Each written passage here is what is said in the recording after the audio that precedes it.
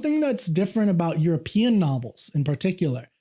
Like my first time reading Les Miserables, Jean Valjean, is I had hair at the time, and I almost tore my hair out because there's a scene when Jean Valjean, who is now the mayor of the city, he's the factory owner, he's reformed quite a bit, but he's not using his real name.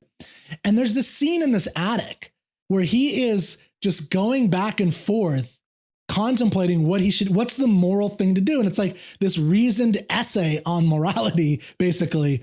And I was like, just do the right thing. You know what the right thing is. And that is what I think action movies like Shane, like American novels have, and American stories, is it's like they just know the right thing and they just do it. But the problem with that is that they don't have reasons behind it, right? They don't have an argument for why the gun is needed and why they should use the gun, for instance. That's Clint Eastwood's critique. It's like, it's just a gun for murdering. Okay, we're just going to do that. That's high. But listen to this line, which is something that also you've spotted. So again, this is from the first chapter. And the kid talks about saying, also notice that we see the whole film through the eyes of the kid. So it would be different to process what goes on in the hero's mind. But quote, the eyes were endlessly searching from side to side and forward, checking off every item in view, missing nothing.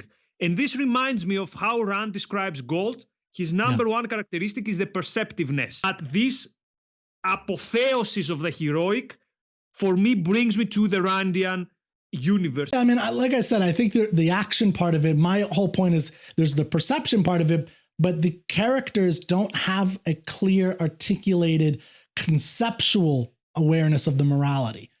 You know, that's what I would say is a big difference. So Ayn Rand's characters, they struggle conceptually through these works, through the story, and they think, here. And that's a lot of people don't like that about Rand, but I think that's one of her best characteristics, is that they are going through, Howard Rourke has to solve the problem of the Dean throughout the whole story. Yeah.